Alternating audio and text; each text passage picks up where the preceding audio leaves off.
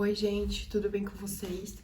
Pra quem não me conhece, meu nome é Natália, eu sou enfermeira e em breve serei enfermeira emergencista. Tô quase na metade da minha pós-graduação de urgência e emergência e atualmente eu trabalho num pronto-socorro adulto aqui de São Paulo. E bom, hoje eu queria vir aqui e esclarecer um pouco sobre a adenosina, que é um medicamento que a gente utiliza na sala de emergência. E é uma medicação que ela tem muitas peculiaridades e eu sei que ela tira a paz de alguns estudantes e também profissionais já formados. E tá tudo bem, porque não é uma medicação que a gente administra todo dia. Então eu vim aqui tentar esclarecer o máximo de dúvidas, mostrar como é que se administra, quando que ela vai ser utilizada, justamente para ajudar você no seu dia a dia como enfermeiro ou futuro enfermeiro. Bom, antes de tudo, eu já queria avisar que eu vou me basear, todas as informações que eu vou passando aqui pra vocês vai ser baseadas no guideline da American Heart Association de 2020, que foi o último que foi lançado. Geralmente eles lançam guidelines novos a cada 4, 5 anos. E vamos lá, vamos começar. Primeiro de tudo, a gente tem que entender quando que a adenosina vai ser utilizada. A gente só vai poder administrar a adenosina no paciente quando ele apresentar uma taquicardia supraventricular. O que é isso? Taquicardia, quando a gente pensa lá nos termos técnicos da área da saúde, tudo que é taque é muito. Quando a gente pensa nos batimentos cardíacos normais, a gente pensa ali nos batimentos de 60 a 100, em algumas literaturas fala de 60 a 120. Então, todos os pacientes que apresentarem batimentos cardíacos acima de 100, 120 batimentos por minuto, a gente já entende que ele está com uma taquicardia. Agora, o que é o supraventricular? Quando a gente pensa no coração, a gente sabe que ele tem 4 câmaras, que são os átrios, que são as câmaras superiores, e os ventrículos, que são as câmaras inferiores. Como é supraventricular, significa que ela está, a arritmia ocorre acima dos ventrículos, então provavelmente ali nos átrios ou até mesmo entre o átrio e o ventrículo. E aí, o que é uma taquicardia supraventricular? Basicamente, a gente vai ter uma arritmia, ou seja, um pulso anormal, uma condução elétrica cardíaca anormal e que vai ter batimentos cardíacos muito elevados. Então, vamos lá.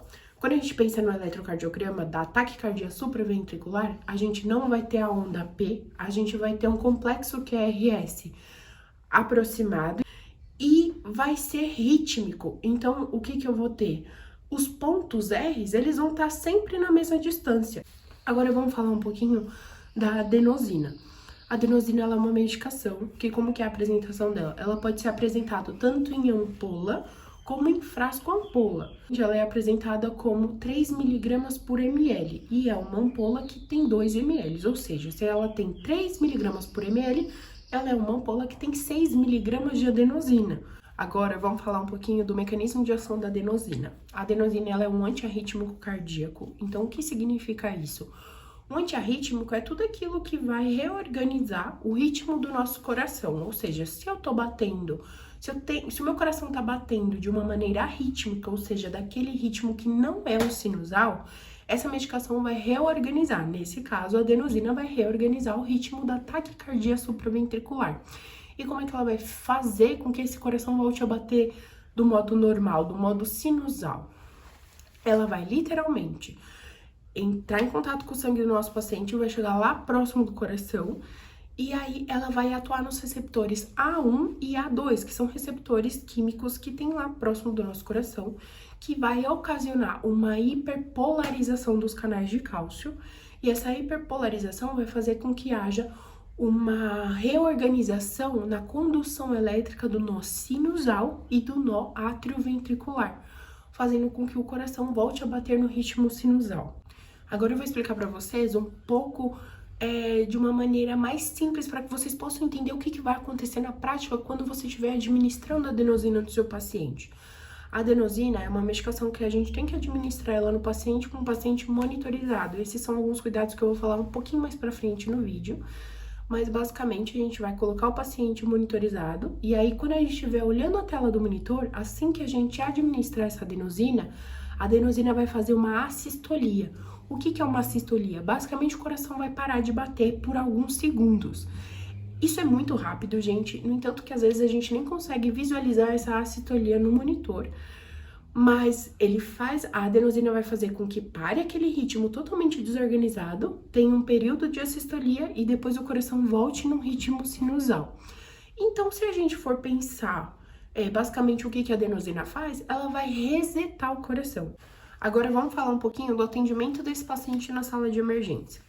Quando a gente pensa nas arritmias cardíacas, a gente tem duas classificações dos pacientes em todas as arritmias, que é o paciente estável e o paciente instável. No caso do ataque supra e especificamente na administração da adenosina, a gente só vai administrar adenosina quando o paciente estiver estável, ou seja, o paciente está bem para receber aquela medicação, bem assim, né? Bem de acordo com o quadro clínico dele. Natália, como é que eu faço para definir se meu paciente está instável ou que meu paciente está estável? Para a gente conseguir classificar esse paciente como estável ou instável, existe um mnemônico que a gente chama de 4Ds. Basicamente, a gente avalia 4Ds no paciente. Primeiro de tudo, esse paciente teve um desmaio, ele está desmaiado no momento? Segundo, ele tem dispneia, ele está dispneico, ele está com desconforto respiratório? Terceiro, ele tá hipotenso, né, que no caso é a diminuição da pressão arterial, ele tem uma diminuição da pressão arterial? E por último, ele tem dor no peito, ele relata um aperto no peito, uma dor no peito, ou ele só relata para mim uma batedeira, uma palpitação? Beleza. Se esse paciente tiver qualquer alteração nesses 4Ds, ou se ele tiver náusea e vômito, já é um motivo para eu descartar a administração da adenosina. Um paciente instável não pode ser administrada adenosina. Nesse caso, a gente vai recorrer para a cardioversão elétrica, que é basicamente a gente vai dar um choque no paciente num ponto específico, né, que é o ponto da onda R, que vai reorganizar esse ritmo cardíaco. Cardioversão e desfibrilação é um assunto muito extenso, então eu pretendo fazer um vídeo no futuro para vocês. Eu não vou abordar esse tema aqui, senão vai fugir muito do assunto. Bom, e aí, beleza, o paciente tá estável, dá pra fazer adenosina. O que a gente vai fazer antes de administrar a adenosina? Existem alguns procedimentos que a gente pode fazer antes de administrar a adenosina que vai fazer um efeito igual ao da droga, que é o quê? Massagem de seio carotídeo e manobra de Valsalva. Claro que não são todos os pacientes que a gente vai fazer esses dois procedimentos, isso vai muito da conduta do cardiologista, do médico que tá atendendo esse paciente junto com você. Vou falar um pouquinho de massagem de seio carotídeo. O que é? A gente vai pegar aqui, ó, e vai realizar uma massagem no seio da carótida, que é a artéria que a gente tem aqui no pescoço. O seio carotídeo, ele tem muitos receptores, quimiorreceptores, mecanorreceptores, que vão identificar essa massagem e vão fazer com que haja uma alteração na condução elétrica do coração. Então, basicamente, ela vai reverter essa taquicardia supraventricular através dessa massagem por conta da ativação desses receptores no seio da carótida. O que é importante a gente lembrar? Massagem de seio carotídeo a gente não vai realizar para pacientes que tenham mais de 60 anos. Por quê? Ou então, pacientes que já têm um histórico de dislipidemia, ou seja, pacientes que têm uma suscetibilidade, têm um colesterol mais alto, que têm uma suscetibilidade a ter placas de ateroma. Pacientes maiores de 60 anos, eles têm uma alta probabilidade de ter placa de ateroma. Aí, imagina se ele tem uma placa de ateroma nessa carótida e você massageia.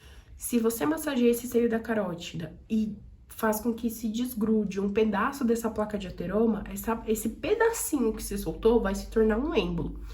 E por mais que na carótida esse êmbolo não obstrua, porque a carótida é um vaso calibroso, se ele for para um vaso da periferia, ele corre um risco de obstruir esse vaso.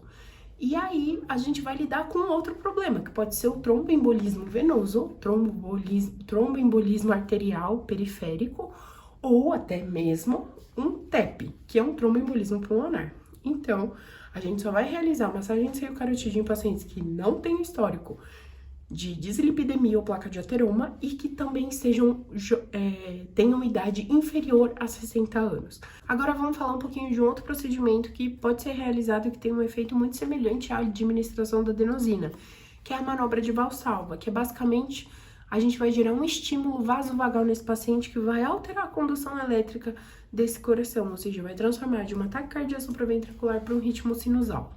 Como é que a gente faz esse estímulo vasovagal? O paciente ele vai ter que fazer muita força e na manobra de Valsalva modificada a gente ainda eleva os membros inferiores dele, a gente quase faz ele virar uma cambalhota para trás assim, para que potencialize esse estímulo vasovagal. Como que esse paciente vai fazer muita força? A gente entrega para ele uma seringa de 20 ml e a gente vai pedir para que ele coloque a boca no bico da seringa e assopre e tente empurrar esse êmbolo até o final. Isso vai fazer com que o paciente faça muita força no momento, eles ficam assim bem vermelhos mesmo, dá uma sensação de mal-estar. E depois que eles assoprarem, a gente eleva as pernas dele, fazendo com que esse estímulo vasovagal seja potencializado. E se der tudo certo, eu já vi acontecendo, a gente tem uma transição aí da taquicardia supraventricular para um ritmo sinusal. Fiz manobra vasovagal, fiz manobra de Valsalva e não reverteu essa ataque supra. O que a gente vai fazer agora? Vamos administrar adenosina. Tá bom, vamos lá. O que a gente tem que pensar antes de administrar adenosina no paciente? Por ser uma droga que literalmente vai parar o coração, automaticamente a gente tem que manter esse paciente monitorizado. Que a gente precisa ver a atividade elétrica do coração antes da droga, durante a administração da droga e depois da administração da droga. Então, o que a gente vai fazer?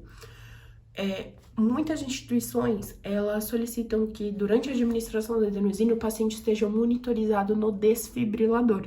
Por quê? O desfibrilador, quando a gente monitoriza o paciente, ele vai imprimir D2. D2, para quem não sabe, é uma das derivações do eletrocardiograma.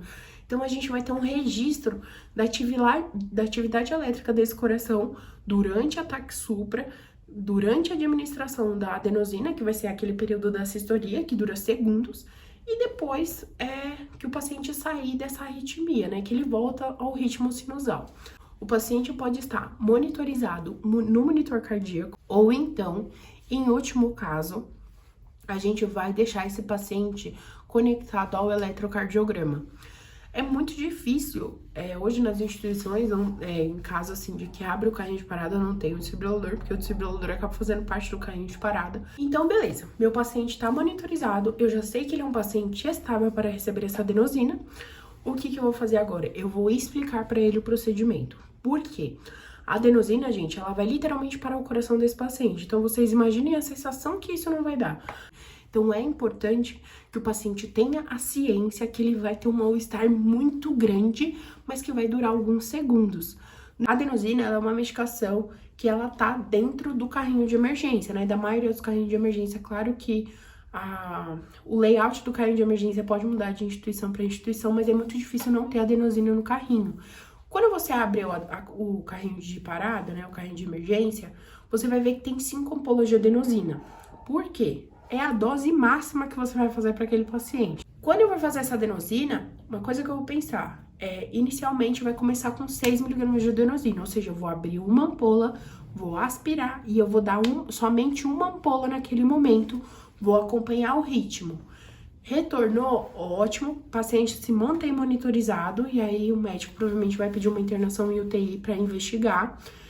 Mas, putz, o paciente não retornou, o ritmo continua com um taque supra, o médico provavelmente vai pedir para você dobrar essa dose. Como assim dobrar a dose? Agora você vai abrir 2 ampolas e vai administrar, ou seja, você vai dar 12 mg para o paciente.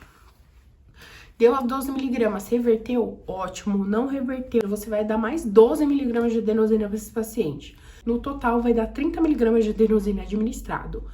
Deu 30 mg, o paciente não reverteu, tá na hora de pensar em uma outra possibilidade, que aí vai ser da conduta do médico mesmo. Agora, vamos falar literalmente dos cuidados durante a administração desse medicamento. Como eu falei, é uma medicação que ela tem uma meia-vida muito curta. Então, eu preciso que essa droga chegue muito rápido no coração desse paciente. Pensando nisso, o que seria ideal? Um acesso calibroso. Gente, não tô falando para pegar um acesso 14. Mas um 20, um 18 ali já funciona muito bem. Tem alguns casos que rola até um 16. Porque quanto mais calibroso o meu catéter, mais a infusão de líquido acaba sendo muito mais rápida. Mas o que pode acontecer também, inclusive aconteceu comigo. Eu recebi uma paciente com uma frequência cardíaca assim que ela tava em 240, 250 e ela não tinha acesso, gente, não tinha acesso. Nesse caso, o que você faz? Você tentou pegar com 20, não foi. Você vai largar a mão? Não, você vai pegar o acesso que der. E a gente conseguiu um acesso 24 na veia aqui, ó, literalmente dessa região. E foi ali que a gente fez e deu super certo. Então, assim, ó, se der, um acesso calibroso. Se não der, o acesso que tiver. Gente, eu separei aqui os materiais que vocês vão precisar para administrar a adenosina. E no caso, eu não tenho adenosina aqui, obviamente, né? Não é uma medicação que você consegue, assim, na farmácia. Então, eu simulei que um frasco de soro seria a minha adenosina. Então, vamos lá. O que você vai precisar? Como eu já falei, a torneirinha de 3 dias, 20 ml de soro fisiológico, a ampola de adenosina, o acesso. Aqui eu peguei um acesso calibroso, que é o 18, mas eu também peguei um 24, para mostrar para vocês por que o ideal é ter um acesso mais calibroso. E aí, eu peguei uma seringa de 5 ml para mostrar a dosagem da adenosina, né? Normalmente a gente vai pegar uma seringa pequenininha assim para administrar a adenosina e uma seringa de 20 ml para aspirar o soro.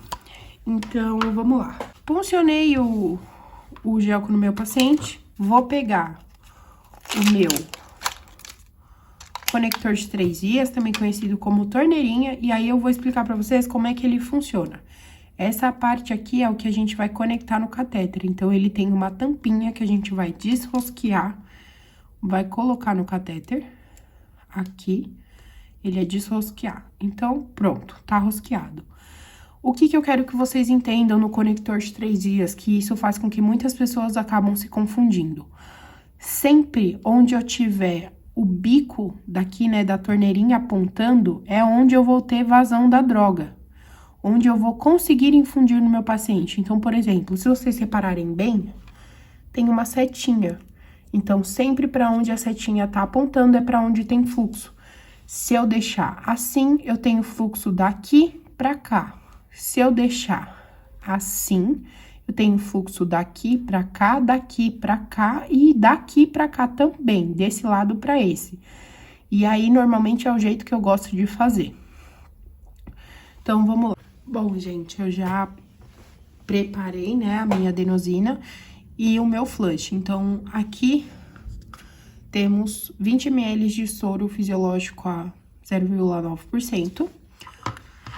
E aqui temos a nossa adenosina. No caso, eu tô utilizando uma seringa de 5 ml, então, como eu falei, a ampola de adenosina tem 2 ml, 6 miligramas, então eu tô utilizando 2 ml, como se fosse somente uma ampola de adenosina aqui. Agora, vamos lá. Existem 2 modos de você utilizar a torneirinha. O primeiro modo é o modo que eu utilizo, que eu acho mais fácil. Então, eu vou tirar aqui, ó, a minha tampinha. Vou conectar aqui a adenosina. E aqui desse lado, eu vou conectar o meu soro fisiológico. Deixar ele assim. Primeiro modo, e é o modo que eu mais gosto. Eu vou deixar sempre a torneirinha assim, ó, aberta pra cá e pra cá. E aí, o que eu vou fazer? Eu vou empurrar a minha adenosina e eu já vou empurrando o meu soro. Por que eu faço isso? Porque aí eu não... Opa! Porque aí eu não vou me perder aqui. Eu acho que a torneirinha, é uma das partes mais... que as pessoas mais têm dificuldade. Então, por isso que eu faço isso. Agora eu vou mostrar pra vocês um outro modo. Segundo modo, eu vou empurrar minha adenosina e eu vou virar minha torneirinha pra empurrar pra cá. Pra empurrar o soro para o gelco. Eu sinto que eu prefiro fazer deste modo, assim, porque eu não perco tempo. Agora eu vou fazer os dois modos bem rápidos para vocês conseguirem entender como é que é na prática, geralmente, tá?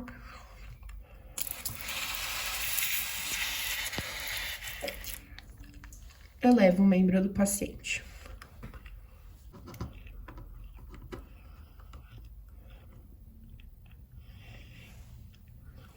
E o segundo modo, e eu elevo o membro do meu paciente. Esses são os dois acessos, esse verdinho é o 18 e esse daqui é o 24. Olha a diferença da grossura. E para que fique bem claro para vocês, eu vou mostrar injetando um líquido através desses catéteres para vocês entenderem como acaba sendo importante a utilização de um gel mais calibroso para administração da adenosina. Nas duas tem 5 ml, para vocês acompanharem a demora, a diferença de tempo da infusão de 5 ml no gel com 24 e a infusão de 5 ml no gel com 18. Então, ó, prestem atenção, hein? Ó, eu acabei o 18 e o 24 eu ainda tô injetando, ó. Bom, gente, esse foi o vídeo de hoje. Eu espero muito que vocês tenham gostado. Eu espero que tenha ficado muito bem claro. Caso tenha sobrado alguma dúvida, coloquem aqui nos comentários que eu vou fazer de tudo pra responder. E é isso, espero que vocês tenham gostado do vídeo. Um beijo e tchau!